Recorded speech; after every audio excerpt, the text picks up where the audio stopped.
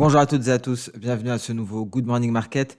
Nous sommes le mercredi 13 octobre 2021. Alors, on commence comme d'habitude par le contexte de marché avec une baisse hier en Europe pour la plupart, sur fond principalement de crainte encore une fois de stagflation et face à des données économiques plutôt décevantes. L'indice allemand ZOO a chuté pour le cinquième mois consécutif et a atteint son plus bas niveau depuis mars 2020, ce qui suggère que la reprise économique s'essouffle peu à peu. On notera également le FMI qui a revu à la baisse ses prévisions de croissance mondiale. Il a également relevé ses perspectives d'inflation tout en invitant les responsables politiques à se tenir prêts à réagir rapidement si nécessaire. On notera également une certaine inquiétude de la part des investisseurs par rapport à Evergrande qui n'a pas réussi à effectuer un troisième paiement obligataire. Du côté de Wall Street, légère baisse également. La hausse de l'inflation et la crise énergétique continuent de peser sur le sentiment de marché, mais également ces prévisions du FMI qui s'attend à ce que l'économie américaine ne progresse que de 6%, soit moins de 7% en juillet, a déclaré que les banques centrales comme la Fed devaient se préparer à resserrer leur politique monétaire si l'inflation était trop forte. Une inflation qui est qualifiée par la Fed de transitoire, je vous le rappelle. Et donc, voilà pour le FMI. Aujourd'hui, la séance du jour sera marquée par le début de la saison des résultats. Selon Définitive, la croissance des bénéfices devrait augmenter d'environ 30% en glissement annuel ce trimestre, après une expansion de 96,3% au deuxième trimestre. On notera les cours du pétrole qui se maintiennent proches des sommets qui ont été marqués lundi. Alors pour le moment, on semble peser l'effet qu'aura la hausse des coûts énergétiques sur la reprise économique mondiale.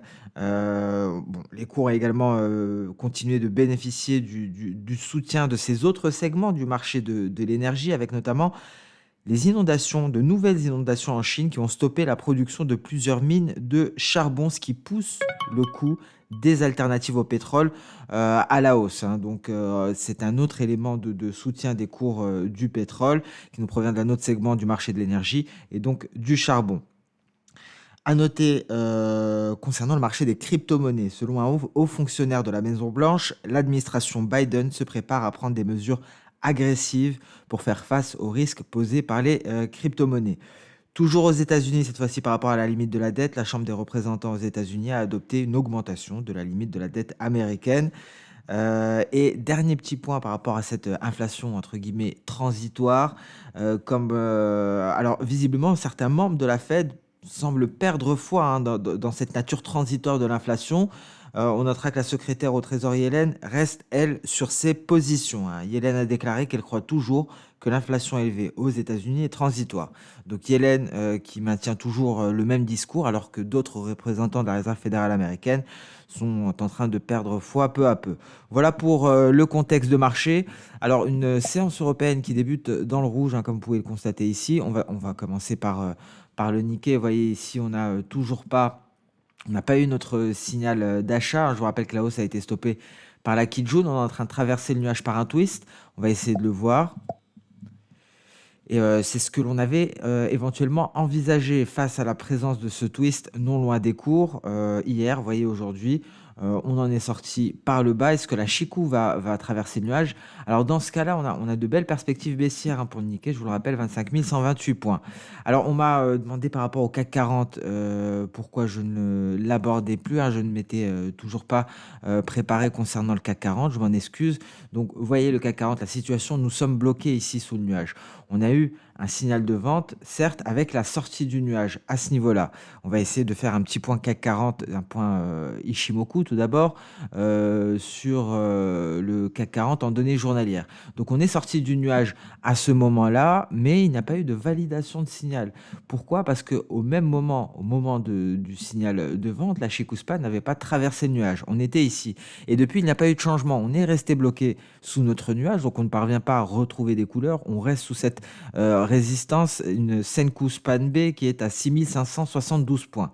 Une résistance qui tient bon, hein, on voit ici des mèches supérieures, on ne parvient pas à intégrer ce fameux nuage, mais là les choses commencent à se décanter visiblement en journalier. Pourquoi? Parce qu'on approche du nuage et une certaine faiblesse ici. On pourrait traverser assez facilement en cas de baisse, de poursuite de la baisse aujourd'hui, en cas de clôture sous les 6500 points. Il faut se rendre compte que la Chicouspan serait désengagée. Elle aurait franchi le nuage et donc elle aurait validé le signal qui a été donné ici lorsqu'on est sorti du nuage par le bas. Et donc cela pourrait aboutir à une accélération baissière, en tout cas d'un point de vue Ishimoku. Donc une séance assez importante et donc ça a du sens hein, de reprendre le CAC 40 aujourd'hui. Donc voilà pour les données journalières. Qu'en est-il en données H4? En données H4, on s'est maintenu dans le nuage, comme la plupart, comme beaucoup d'indices en données H4. On est en train de tenter d'en sortir. Ici, on s'attaque à une grosse bougie rouge et donc visiblement, la Chicouspan ne sera libre qu'une trentaine de points sous les 6500 points.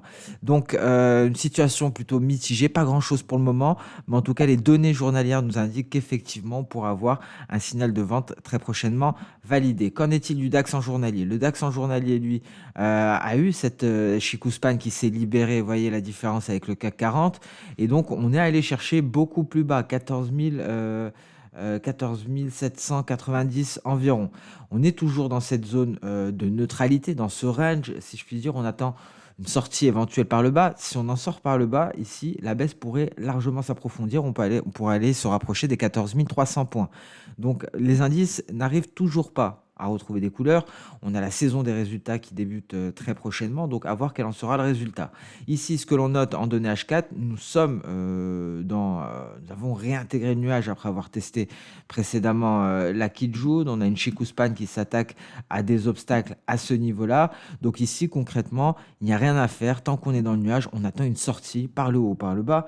Par le haut, il faudra plus largement se hisser au-dessus du retracement de Fibo de 78,6%. Et ici, ce sont le seuil psychologique des 15 000 points. C'est vraiment la zone à surveiller pour les vendeurs. C'est la zone à 15 000. Une cassure des 15 000 points serait un signal de reprise baissière. C'est ce que l'on attend. En tout cas, c'est ce qu'attendent les baissiers. Au niveau haussier, mieux vaut attendre la cassure des 15 240 points. Mais on a du mal à se ressaisir tout de même en Europe. Et donc, les baissiers pourraient l'emporter. Ici, l'US 100, on est allé rechercher à nouveau ce niveau, le retracement externe de Fibo à 127,2%. Donc ici, en cas de cassure plus largement, si on clôture sous les 14 600 points, alors je pense que la situation pourrait s'aggraver hein, pour le Nasdaq et qu'on pourrait aller chercher les 14 267. Pourquoi 14 267? Tout simplement, c'est la projection V hein, de cette vague baissière que l'on retrouve ici. Hein. On a le point A, B, C, et le but étant de marquer un point D ici. Donc voilà pour le Nasdaq, une situation assez compliquée, une séance du jour qui pourrait être décisive en cas de clôture sous ce niveau-là. On a réussi à le casser, ce retracement externe à 127,2% ici, mais vous voyez, ça a été invalidé dans la foulée. Alors peut-être que cette fois serait la bonne, et un Nasdaq aux alentours des 14 267, ça veut dire quoi d'un point de vue de la lagging span? N'oubliez pas qu'il faut toujours raisonner présent, et ensuite on s'intéresse au passé. Alors d'un point de vue de la lagging span, ça voudrait dire une tentative de sortie par le bas.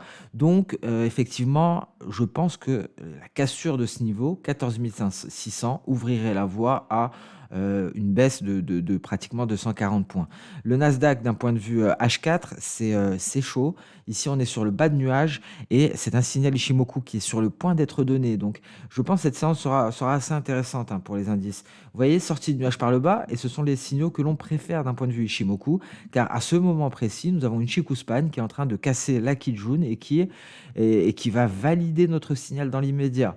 Et donc, voilà pour le Nasdaq, configuration assez intéressante en ce début de séance européenne. D'un point de vue H1, ça ne nous apporte pas grand-chose de nouveau. Le S&P 500 également pourrait sortir très prochainement. La situation est quelque peu similaire. On est sur le point d'avoir un signal de vente qui serait validé presque dans la foulée par la Ginspan ici, qui a deux derniers obstacles, Tenkan et Kijun. Qu'en est-il du Dow Jones? Le Dow Jones qui qui est déjà sorti de son nuage, qui a fait son pullback sur la SSB. Ici, on a un important niveau de support, 34 150 points. Donc un Dow Jones qui est un peu moins baissier, si je puis dire. On pourrait aller se replier en direction des 33 950.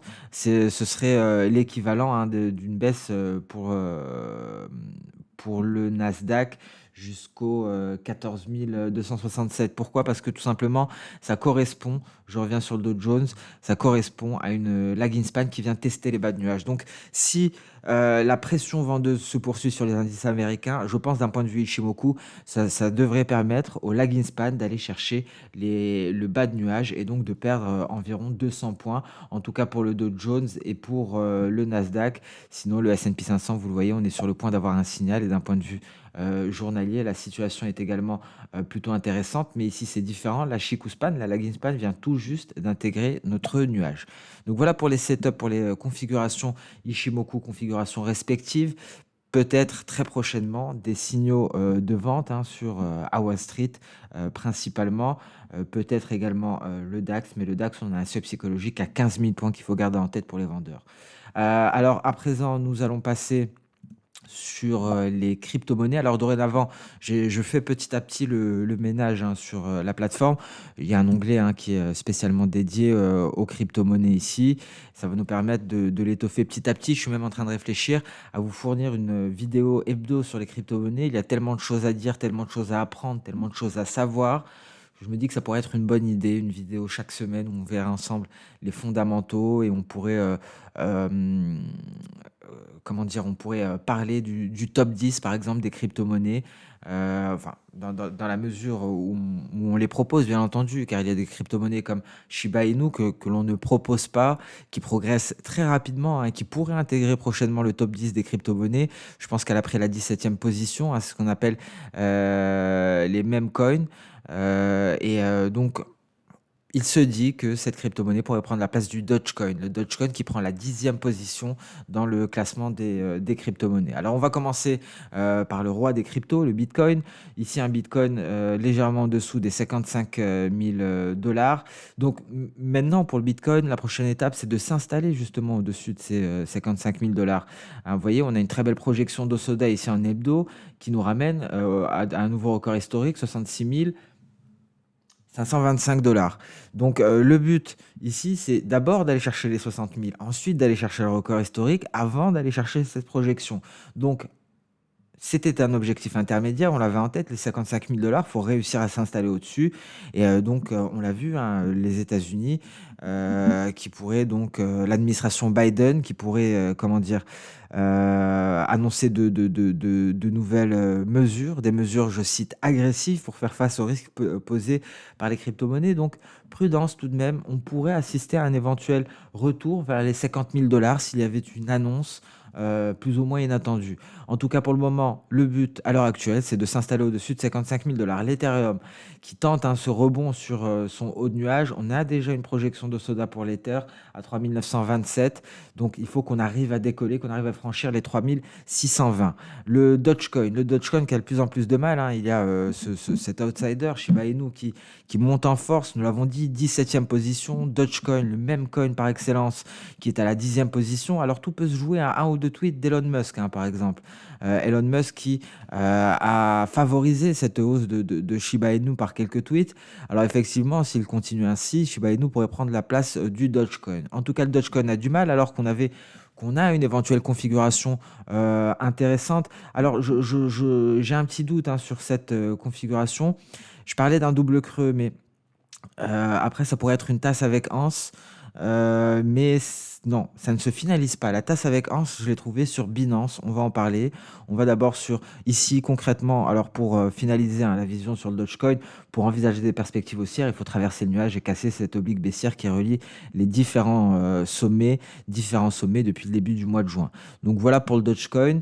On passe rapidement sur Polkadot. Ensuite, on va voir cette configuration en tasse et anse, très intéressante. Vous voyez ici Polkadot, on est entre deux retracements retracement de Fibo. On a eu un échec la dernière fois que l'on est allé chercher les 23,6% à 37,6080. Si on y arrive cette fois-ci, effectivement, ça renforcerait considérablement les perspectives haussières. On est dans une sorte de range aujourd'hui, à l'heure actuelle, et donc ça manque de carburant, hein. On est un peu en train de temporiser sur Polkadot. Alors on attend une cassure franche du retracement à 23,6% pour espérer un retour vers les 47 9350. Binance, voilà, très intéressant. Binance, pourquoi? Parce qu'on a cette fameuse tasse avec anse. Voici la tasse.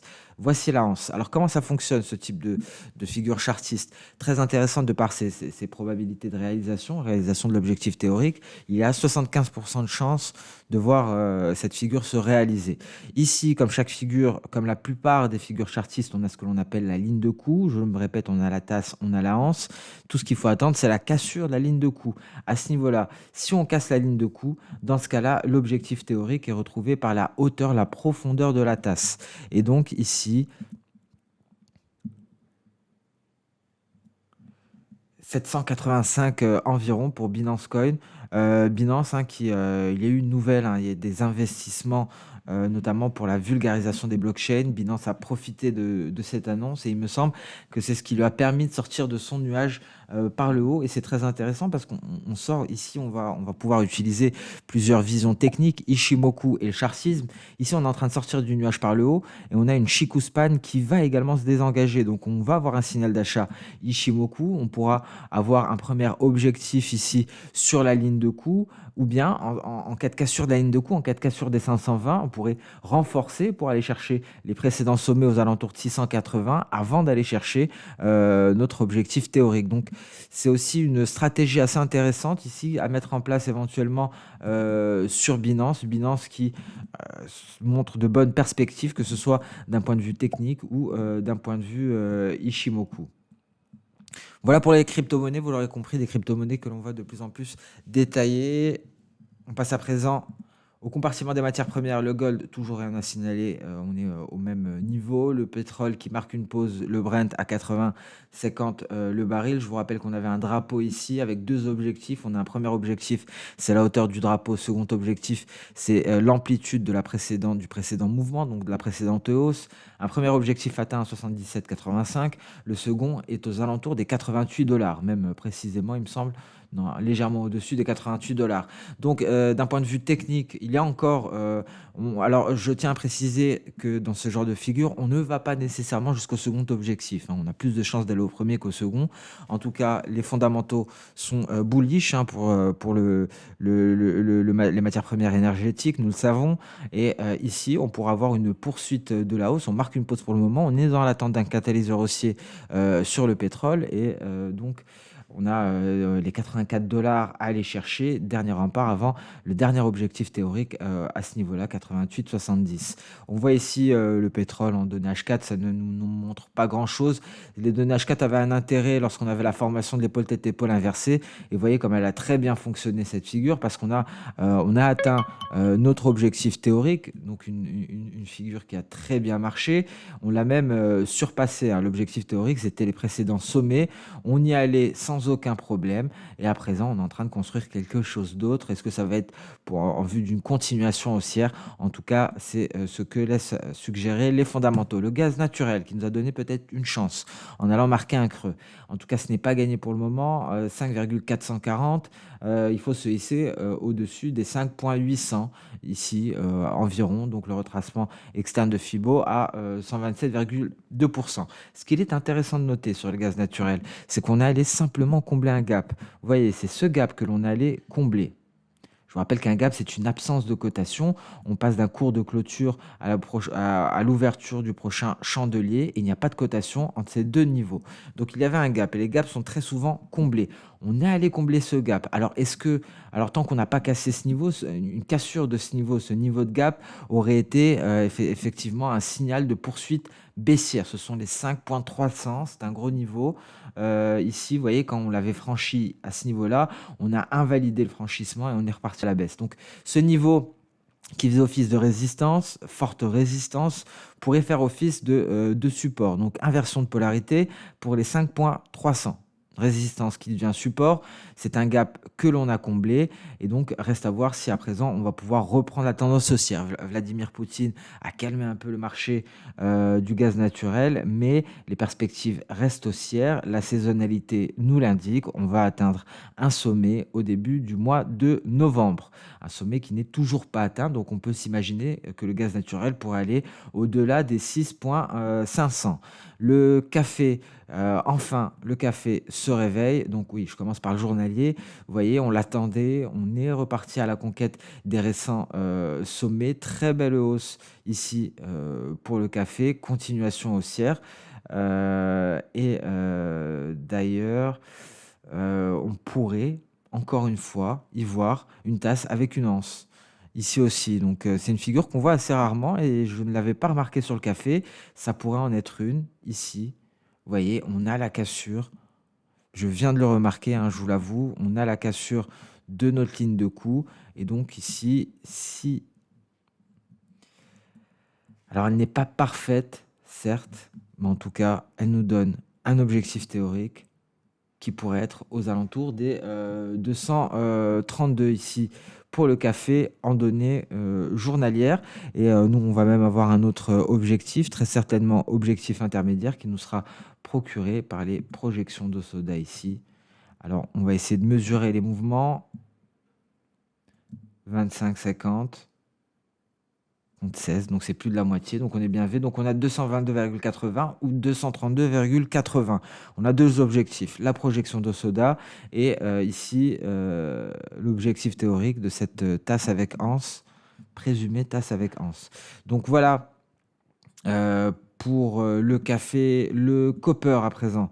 Bon, le copper qui ne démarre pas réellement, hein, on est en train de marquer une pause après le franchissement du nuage, mais en tout cas, toutes les conditions sont réunies en vue d'un prochain rallye, donc on le surveille de près. Vous voyez le blé, hein, toujours rien sur le blé, on l'attend avec impatience, on reste confiant. On passe sur le compartiment d'échange.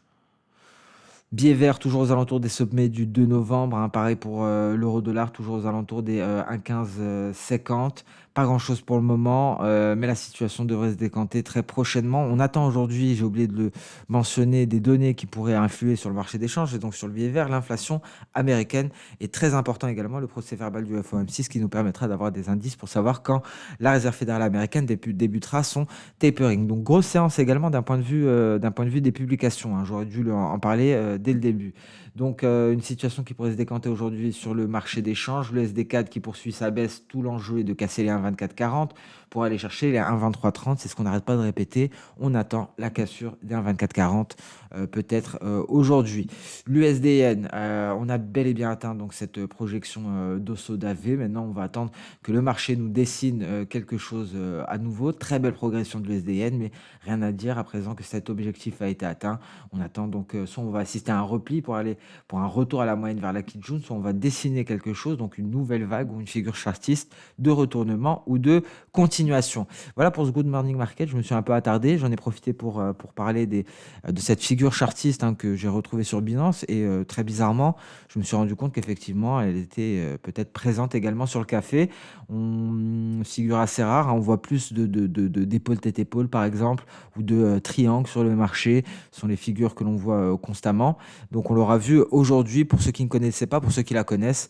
Si vous avez d'autres choses à ajouter, n'hésitez pas à le faire en commentaire. Merci à toutes et à tous pour votre fidélité, pour votre temps. Je vous souhaite une excellente séance de trading. On se donne rendez-vous dès demain pour le prochain Good Morning Market.